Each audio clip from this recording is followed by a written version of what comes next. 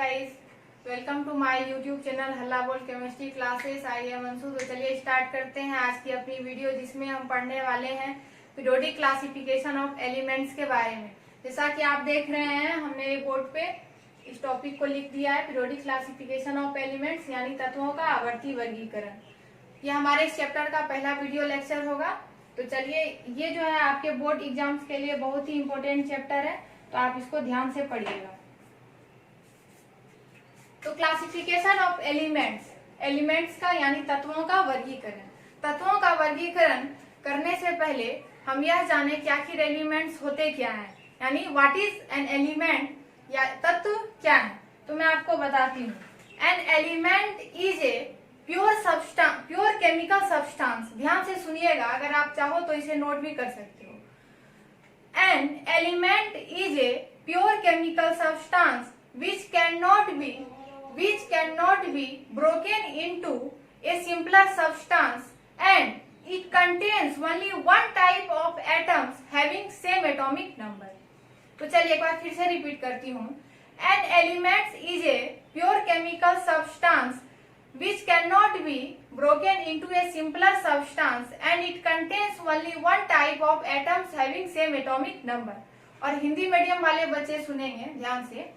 तत्व वह शुद्ध रासायनिक पदार्थ है जिसे एक साधारण पदार्थ के रूप में तोड़ा नहीं जा सकता है, और यह केवल एक ही प्रकार के परमाणुओं से मिलकर बना होता है जिसकी परमाणु संख्या समान होती है।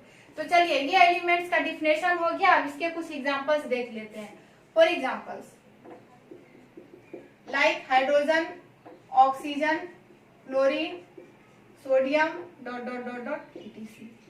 तो ये एलिमेंट्स के एग्जांपल है। आप चाहो तो और भी एग्जांपल्स, दूसरे एग्जांपल्स भी रख सकते हो। तो देखिए, अगर हम हाइड्रोजन एलिमेंट की बात करें तो इसमें जितने भी सारे एटम्स होंगे, यानी कि यह एलिमेंट जितने भी सारे एटम्स से मिलकर बना होगा, वो सारे के सारे एटम्स क्या होंगे, वो हाइड्रोजन के ही एटम्स होंगे। Did you understand? Hydrogen element जो है वो कौन से एटम से मिलकर बना होगा, वो सिर्फ हाइड्रोजन के ही एटम से मिलकर बना होगा, ना कि किसी और एटम से। तो चलिए, अब ये एटम का जो एटॉमिक नंबर होगा, यानी परमाणु संख्या होगा, वो क्या होगा, समान होगा। तो हाइड्रोजन का एटॉमिक नंबर कितना होता है, 1 होता है। तो इसमें जितने भी सारे हाइड्रोजन के एटम्स होंगे, प्रत्येक हाइड्रोजन का एटॉमिक नंबर क्या होगा, 1 होगा। तो एलिमेंट्स हम देख लें कि आखिर एलिमेंट्स क्या होते हैं। अब हम बात करते हैं क्लासिफिकेशन ऑफ एलिमेंट्स की। तो आपके मन में क्वेश्चन आया होगा कि हमने एलिमेंट्स के बारे में तो जान लिया, आखिर एलिमेंट्स को अब क्यों क्लासिफाई किया गया। आपके मन में क्वेश्चन आया होगा कि अब एलिमेंट्स को क्यों क्लासिफाई किया गया। तो मैं बताती हूँ। हमारे यूनिवर्स में बहुत सारे एलिमेंट्स हैं, like sodium, uranium, potassium, lithium, magnesium, calcium, carbon etcetera. और अभी तक टोटल 118 एलिमेंट्स की डिस्कवरी की जा चुकी है। कितने एलिमेंट्स की डिस्कवरी की जा चुकी है, 118 एलिमेंट्स की। ये जो है बहुत बहुत बहुत इंपॉर्टेंट पॉइंट है, आप इसको नोट कर सकते हैं। टोटल एलिमेंट्स कितने हैं, 118 एलिमेंट्स। तो चलिए, 118 एलिमेंट्स की डिस्कवरी की जा चुकी है। और आपने केमिस्ट्री में एक प्रकार का एक टेबल देखा होगा जिसमें कि ये एलिमेंट्स अरेंज्ड होते हैं, जिसे कि हम पीरियोडिक टेबल के नाम से जानते हैं। अगर आपने नहीं देखा होगा तो आगे देखेंगे, उसके बारे में डिटेल से पढ़ेंगे। फिलहाल मैं आपको इसका स्ट्रक्चर बताती हूँ कि आखिर वो टेबल दिखता कैसा है।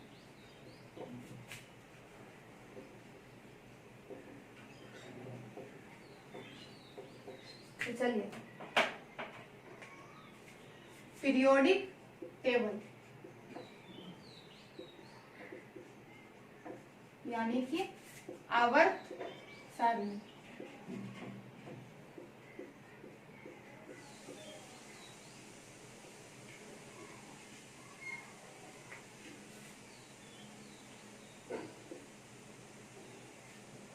ये कुछ इस प्रकार से होता है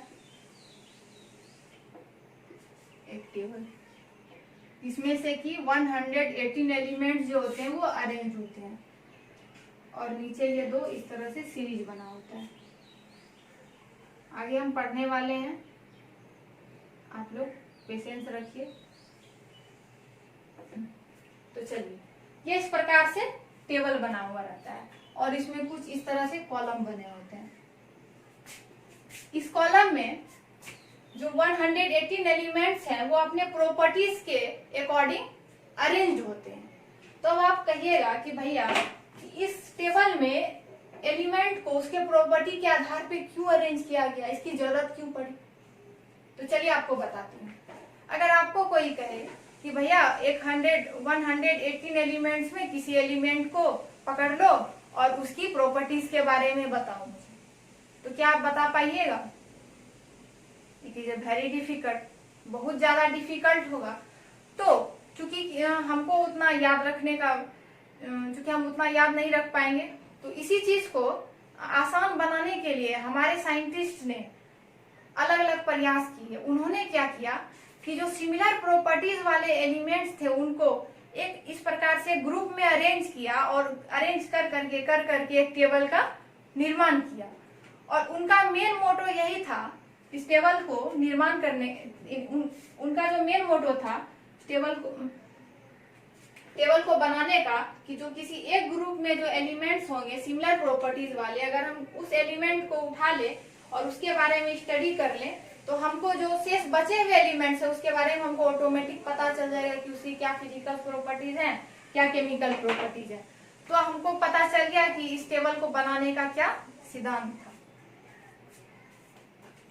अब इसी टेबल को बनाने में बहुत सारे साइंटिस्ट ने अपने अलग अलग प्रयास किया, एक अलग अलग लॉ दिया, जिसमें कि सबसे पहले डोबेरेनियर साहब का नाम आया, जिसे हम डोबेरेनियर्स लॉ ऑफ ट्रेड्स भी कहते हैं।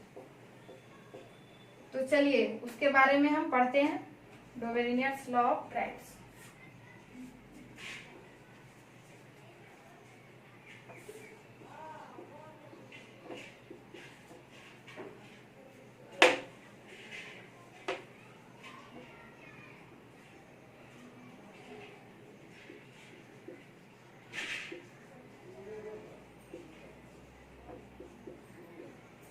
डोबेरेनियर जो थे, he was a German chemist। अगर कोई आपसे पूछे कि डोबेरेनियर साहब कहाँ के केमिस्ट थे, आप क्या बताइएगा? he was a German chemist. और उन्होंने इस लॉ का जो प्रतिपादन किया था यानी प्रपोज किया था 1817 में, इस लॉ को प्रतिपादित किया था। इसको हम हिंदी में कहते हैं डोबेरेनर का तिर्यक नियम।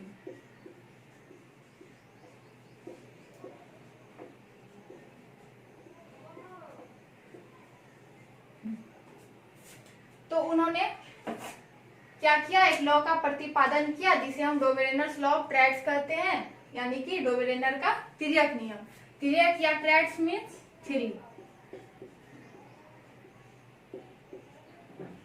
तो उन्होंने क्या किया, उन्होंने एक एक्सपेरिमेंट किया। उन्होंने तीन एलिमेंट्स का एक ग्रुप बनाया। उन्होंने क्या किया, तीन एलिमेंट्स का ग्रुप बनाया हैविंग सिमिलर प्रॉपर्टीज, यानी कि जिसकी प्रॉपर्टीज क्या थी, सिमिलर थी, यानी कि सेम थी। तो उन्होंने क्या किया, तीन एलिमेंट्स का एक ग्रुप बनाया जिसकी प्रॉपर्टीज क्या थी, सिमिलर थी, यानी कि सेम थी प्रॉपर्टीज।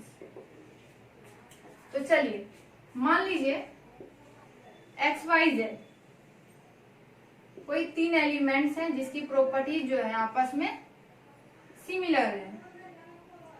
तो चलिए अब आगे क्या किया उन्होंने, एलिमेंट है, आगे क्या किया,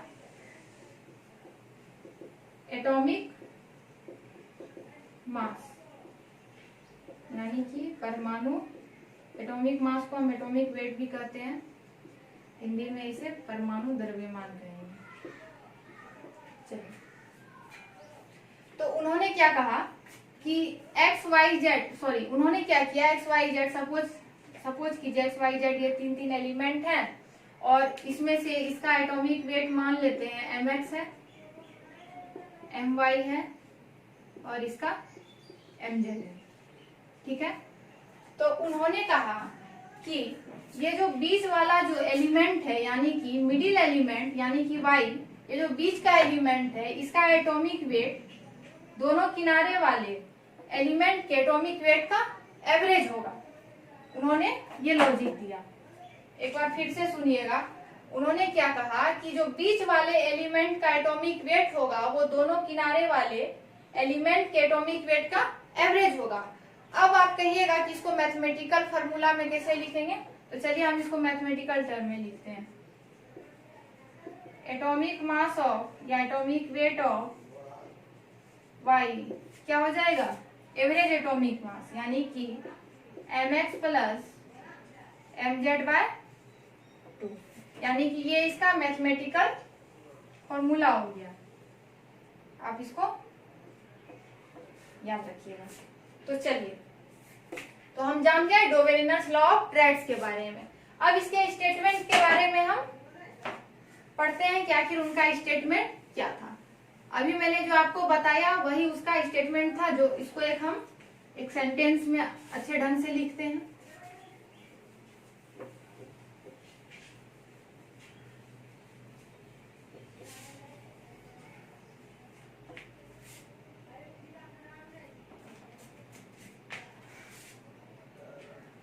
statement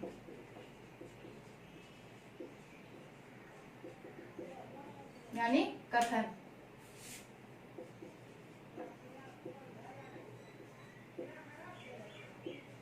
the atomic mass of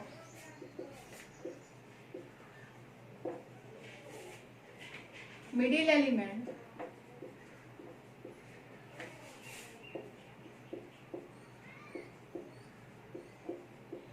is the average atomic mass of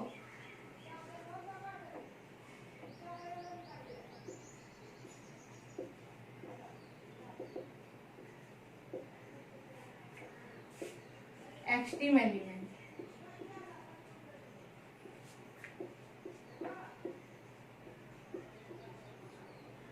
या other two elements.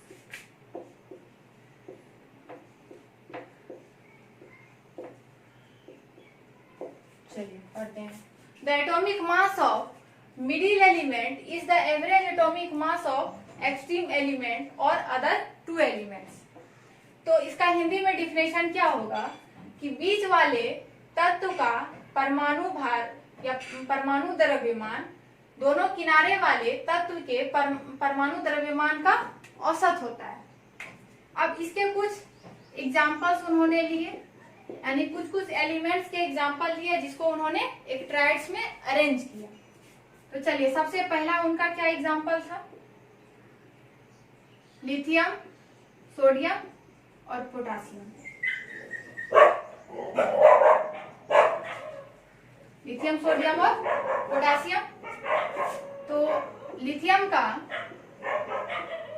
Atomic mass क्या होता है, इसका एटॉमिक नंबर हो गया 3, 7 हो गया एटॉमिक मास, सोडियम का 23 और पोटासियम का 39। तो चलिए अब उस फार्मूला के अकॉर्डिंग हम इसको अरेंज करके देखते हैं क्या वो फार्मूला में इसका ये वर्क कर रहा है। तो चलिए, इसमें मिडिल एलिमेंट मेरा क्या हो गया, सोडियम हो गया। सोडियम क्या है इसमें, मिडिल एलिमेंट। अब हम उस फार्मूला के अकॉर्डिंग इसको अरेंज करके देखते हैं। Atomic weight of sodium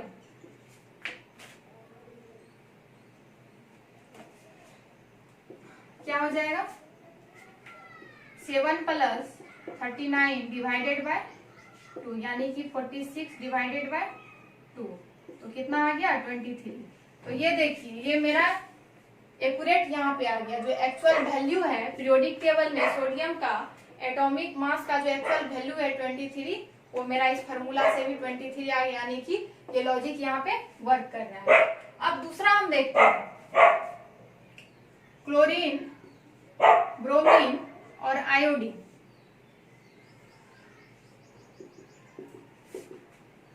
chlorine का एटॉमिक मास कितना होता है, 35.5 और ब्रोमीन का 80 और आयोडीन का 127। तो चलिए मिडिल एलिमेंट यानी कि ब्रोमीन का हम एटॉमिक वेट निकाल के देखते हैं।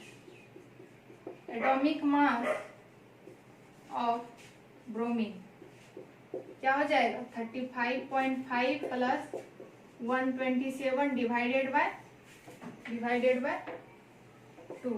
तो ये कितना आ गया मेरा 81.25, यानी कि लगभग इसके अप्रोक्स में ये वैल्यू आया है। तो ये एक बहुत बड़ा डिफरेंस नहीं है। तो चलिए, तो ये यहाँ पे इसके अप्रोक्सीमेट वैल्यू आया है। तो यहाँ पे हम क्या देखें कि ये लॉजिक जो था डोबेरेनियर साहब का यहाँ पे वर्क कर गया। और उन्होंने एक बात और क्या कहा था कि जो हम ट्राइड्स रखेंगे यानी 3 एलिमेंट को जो एक ग्रुप में रखेंगे उनकी प्रॉपर्टी भी क्या होनी चाहिए, आपस में सिमिलर होनी चाहिए। तो चलिए देखते हैं कि इन तीनों की प्रॉपर्टीज आपस में सिमिलर है या नहीं है। तो लिथियम क्या है, मेटल है, सोडियम भी मेटल है, पोटासियम भी मेटल है। ये तीनों क्या है, मेटल्स हैं। और किस प्रकार के मेटल्स हैं, ये सॉफ्ट मेटल्स हैं। किस प्रकार के मेटल्स हैं, सॉफ्ट मेटल्स हैं। इतने सॉफ्ट होते हैं कि सोडियम को हम नाइफ से भी कट कर सकते हैं। अगर आपने लैब में देखा होगा या प्रैक्टिकल किया हो तो आपने सोडियम मेटल को देखा होगा, वो इतने सॉफ्ट होते हैं कि उसको हम नाइफ में भी कट कर सकते हैं। और इतने ज्यादा रिएक्टिव होते हैं कि वो जैसे एयर के टच में आते हैं तो वो जलने लगते हैं। इसलिए सोडियम को केरोसिन में डुबो के रखते हैं।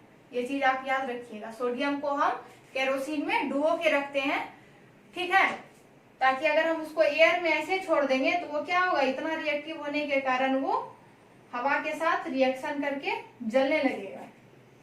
तो चलिए, ये जो होते हैं सॉफ्ट होते हैं और काफी क्या होते हैं, रिएक्टिव होते हैं।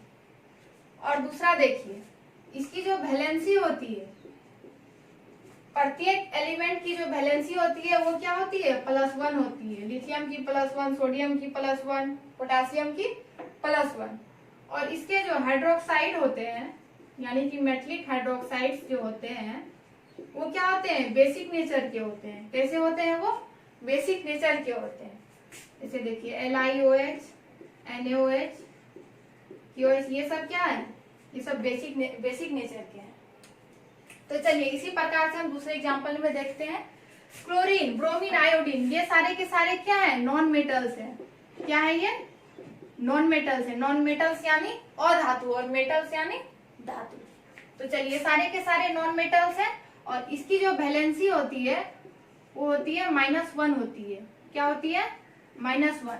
और इसके जो हेलाइड होते हैं, नॉन मेटल्स के जो हेलाइड होते हैं वो क्या होते हैं, एसिडिक नेचर के होते हैं। वो कैसे नेचर के होते हैं, एसिडिक नेचर के, लाइक HCl, HBr। HCl मतलब हाइड्रोक्लोरिक एसिड या हाइड्रोक्लोरिक अम्ल, वो क्या होते हैं, एसिडिक होते हैं। HCl, HBr, HI, ये सारे के सारे क्या होते हैं, एसिडिक नेचर के होते हैं। तो चलिए यहाँ पे हमारा डोबेरेनियर्स का ये क्या था, प्लस पॉइंट था कि चलिए उन्होंने जो जो बात कही वो सारे के सारे यहाँ पे मैच कर रहे हैं।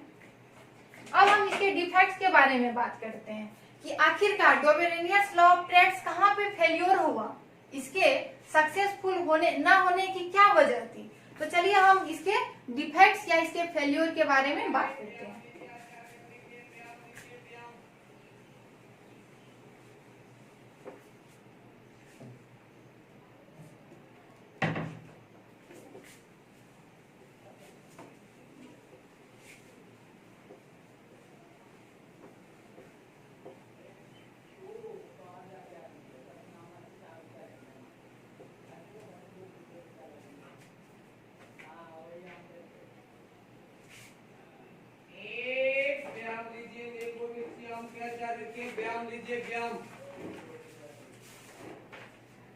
चलिए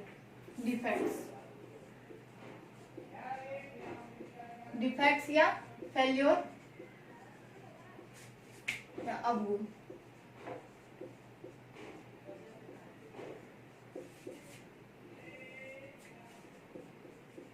तो सबसे सबसे पहले डिफेक्ट की बात करेंगे हम कि आखिर ये लोग सबसे पहले कहां पे फेल किया। तो इट वाज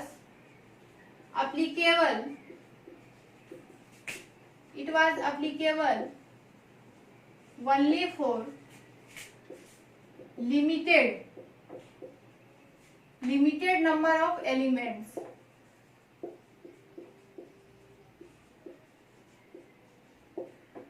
या दूसरे शब्दों में या दूसरे डिफिनेशन या स्टेटमेंट में दूसरे हम स्टेटमेंट में यह कह सकते हैं कि ऑल 36 प्लस एलिमेंट्स, यानी कि जब डोबेरिनियर साहब ने ये लॉ दिया था तो उस समय टोटल कितने एलिमेंट्स की डिस्कवरी हो चुकी थी, 36 प्लस एलिमेंट्स की। इसलिए हम यहाँ पे लिख रहे हैं all 36 plus elements can not be put in this tribes.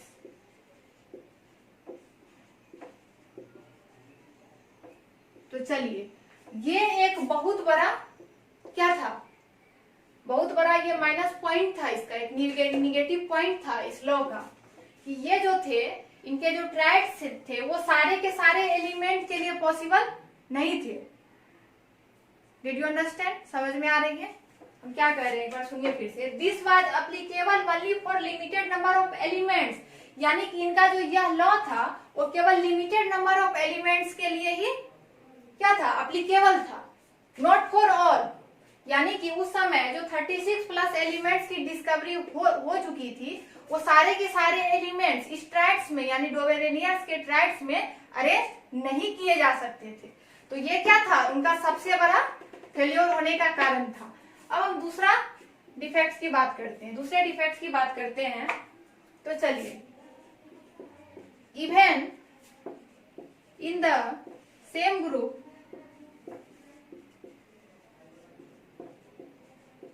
it was not applicable, यानी कि एक ही ग्रुप के एलिमेंट्स के लिए यह लॉ एप्लीकेबल नहीं था। फॉर एग्जाम्पल, जैसे कुछ एग्जाम्पल्स देखिए, क्लोरीन और ब्रोमीन एक ही ग्रुप के एलिमेंट्स हैं। क्लोरीन का एटॉमिक मास कितना होता है, क्लोरीन का होता है 19, क्लोरीन का 35.5 और ब्रोमीन का 80। तो चलिए, अब हम उनके लॉजिक के अनुसार, उनके फार्मूला के अनुसार इसका एटॉमिक वेट यानी मिडिल एलिमेंट का एटॉमिक वेट निकाल के देखते हैं कि इसका ये वैल्यू आता है या नहीं। यहाँ पे लिखेंगे एटॉमिक मास या एटॉमिक वेट ऑफ क्लोरीन क्या हो गया भाई, 19 प्लस 80 डिवाइडेड बाई 2, यहाँ पे कितना आ गया 99 डिवाइडेड बाई 2, यानी कि 49.5 आ गया। अब देखिए, क्लोरीन का जो एक्चुअल वैल्यू है जो पीरियोडिक टेबल में नोन है वो कितना है, 35.5 है, और उस फार्मूला पे अरेंज करने के बाद इसका वैल्यू कितना आ रहा है 49.5। तो यहाँ पे देखिए there was a big difference. इसका मतलब क्या है, यहाँ पे ये चीज क्या हो रहा है, यहाँ पे फेल हो रहा है। क्यों फेल हो रहा है, ड्यू टू बिग डिफरेंस। बात समझ में आई? यहाँ पे कितना था 35.5 और यहाँ कितना हो गया 49.5। तो यहाँ पे दोनों के वैल्यू में एक बहुत बड़ा अंतर आ गया, इस वजह से ये लो जो है हमारा क्या हो गया, फेल कर गया। बात समझ में आई? तो चलिए, ये थे डोबेरेनियस साहब के डिफेक्ट्स थे, यानी कि उनके लॉ के डिफेक्ट्स थे, ना कि डोबेरेनियस साहब के डिफेक्ट्स थे। तो चलिए, यहाँ पे आज का हमारा ये पहला वीडियो लेक्चर खत्म होता है और अब हम अगले वीडियो लेक्चर में मिलेंगे जिसमें हम पढ़ने वाले हैं Newlands law of octaves, Newland का अष्टक नियम। तो चलिए फ्रेंड्स, अगर आपको मेरी ये वीडियो अच्छी लगी तो अच्छी बात है, और अगर आपको समझने में कोई दिक्कत हुई हो या कोई परेशानी हुई हो तो आप प्लीज मुझे कमेंट करके जरूर बताएं। मैं कोशिश करूंगी कि आपको और अच्छे से समझा पाऊं, बता पाऊं। तो थैंक्स फॉर वॉचिंग एंड तब तक के लिए ऑल द वेरी बेस्ट।